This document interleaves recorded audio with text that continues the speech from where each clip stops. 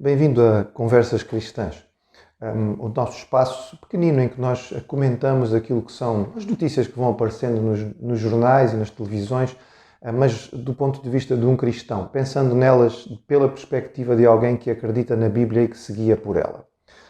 Uma das notícias que tem estado sempre nas manchetes nos últimos tempos e que de facto aparece em todos os noticiários é uma verdadeira novela neste momento no que diz respeito a Portugal de forma muito concreta. A saber se o famoso treinador de futebol Jorge Jesus volta ou não para Portugal para treinar o Benfica.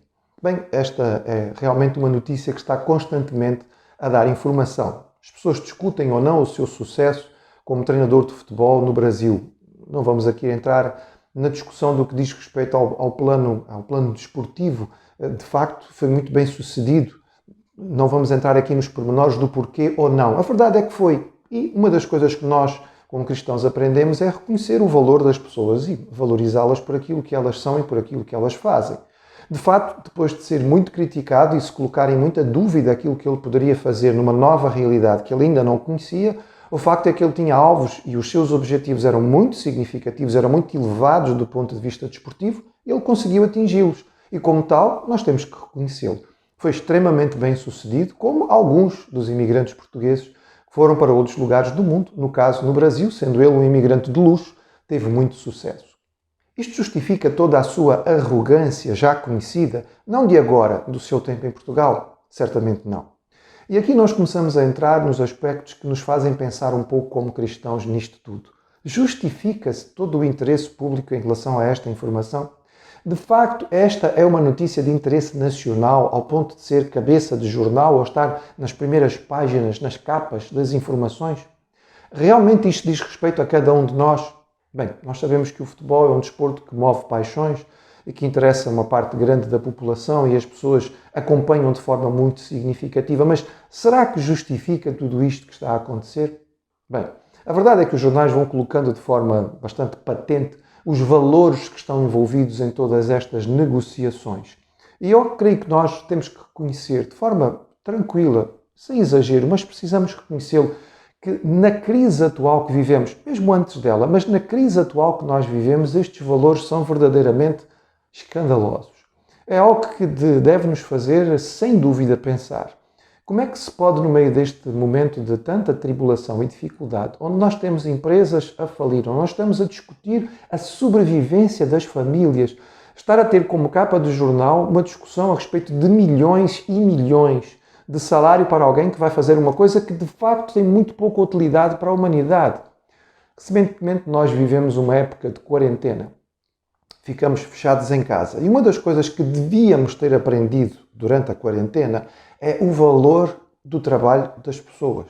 E nós percebemos que algumas pessoas não podiam ficar fechadas em casa, elas tinham que trabalhar. Tinham que trabalhar porque elas eram importantes para cada um de nós, para si e para mim.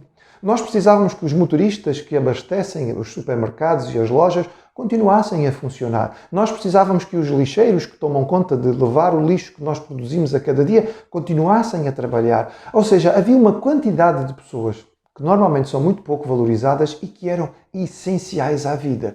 No entretanto, os campeonatos de futebol foram interrompidos e os jogos deixaram de acontecer. E a pergunta é, e houve utilidade pública? Realmente era necessário que eles acontecessem?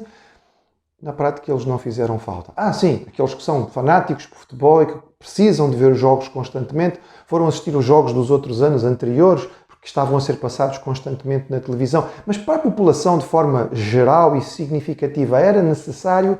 Certamente não. Quando estamos a lidar a respeito desta informação, e que é uma novela que neste momento já toda a gente conhece, lida-se aqui com a questão da palavra. Afinal de contas, estamos a falar sobre contratarem um treinador que renovou o seu contrato com o clube a qual está a representar há pouquíssimo tempo. Para fazê-lo, ele precisou convencer vários jogadores da equipa a continuarem na equipa porque eles podiam ter ido para outras equipas, talvez ganhando mais dinheiro ou em outras circunstâncias desportivas. Mas o treinador convenceu-os de que ia ficar e que ia fazer deles um sucesso ainda maior do que diz respeito ao plano desportivo. Houve acordo de financiamento e de dinheiros para que tudo fosse assinado no papel. Ou seja, a palavra foi dada e foi garantido que se ia manter este projeto. E agora, passado tão pouco tempo, já se coloca tudo isto em causa. E já se pode, afinal de contas, rasgar aquilo que foi dito e voltar atrás. Sim, há cláusulas que podem permitir isto, mas estamos a falar aqui de palavra e não apenas de cláusulas de um contrato. Do ponto de vista de um cristão, e olhando para a palavra de Deus, nós devemos pensar nisto que é esta informação constante e pensá-la porque há algumas coisas que são importantes para nós aqui. Primeiro, nós devemos perceber que, biblicamente falando, devemos valorizar o nosso tempo. A Bíblia diz que o tempo tem que ser bem usado, bem aproveitado. Será que é correto nós gastarmos o tempo que nós temos e nós só temos um certo tempo, um certo limite de tempo diário, com coisas que não trazem absolutamente nenhuma vantagem para o nosso crescimento como pessoas? O nosso crescimento intelectual, espiritual, psicológico, social. Qual é o interesse que estas notícias têm? Sim, elas estão a bombardear-nos, mas nós só vamos ouvi-las ou gastar tempo com elas se nós quisermos. Talvez nós possamos dizer que é impossível ter alguma informação. Sim, é o meu caso. A notícia, nós passamos no local e ela está lá, nós abrimos o nosso telemóvel e a notícia está lá. Mas parar para ler e ir aos pormenores daquilo que está a acontecer, isto é uma questão de escolha nossa. E nós devemos ter sabedoria para usar bem o tempo que Deus nos dá. Certamente há maneiras bastante mais úteis de nós gastarmos o nosso tempo. Também devemos pensar no valor daquilo que é o dinheiro. Bem, nós olhamos para o mundo e sabemos que as pessoas são medidas e valorizadas pelo dinheiro que têm, pela quantidade de recursos, e as pessoas buscam a sua satisfação, o seu contentamento no dinheiro.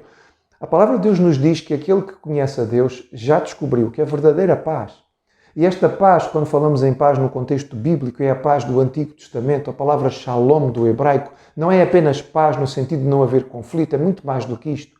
Diz respeito à satisfação, à realização pessoal, um contentamento de vida. Esta paz nós só a encontramos em comunhão com Deus. Pode ser que o homem do mundo ainda acredite, apesar de todas as evidências contrárias. Ele é suficientemente tolo para ainda acreditar que é através dos bens materiais que ele vai encontrar satisfação. Mas o crente em Cristo sabe que a verdadeira paz e satisfação para a vida só se encontra na comunhão com Deus.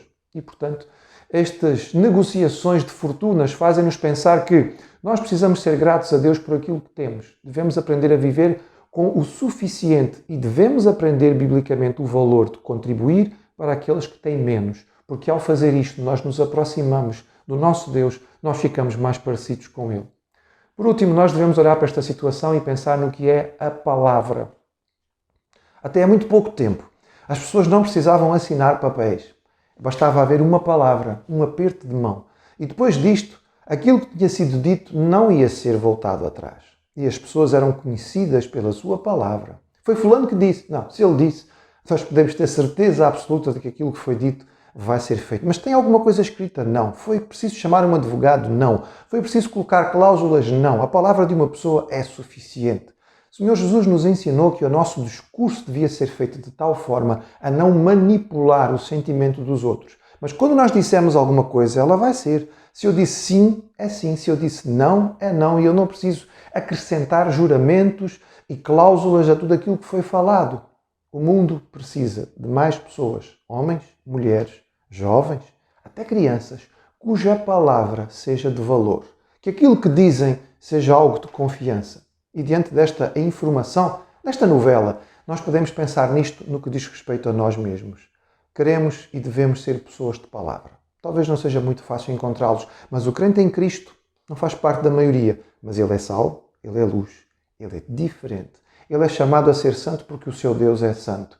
E sem dúvida, esta pessoa é uma pessoa de palavra. Assim como o nosso Deus é um Deus cuja palavra não volta atrás, nós devíamos ter cuidado com as nossas, porque elas também não deveriam voltar atrás. Que isto seja motivo de meditação e pensamento. E não só meditação e pensamento, mas prática para aqueles de nós que seguimos a Jesus como nosso Salvador, mas também Mestre e Guia do nosso dia a dia.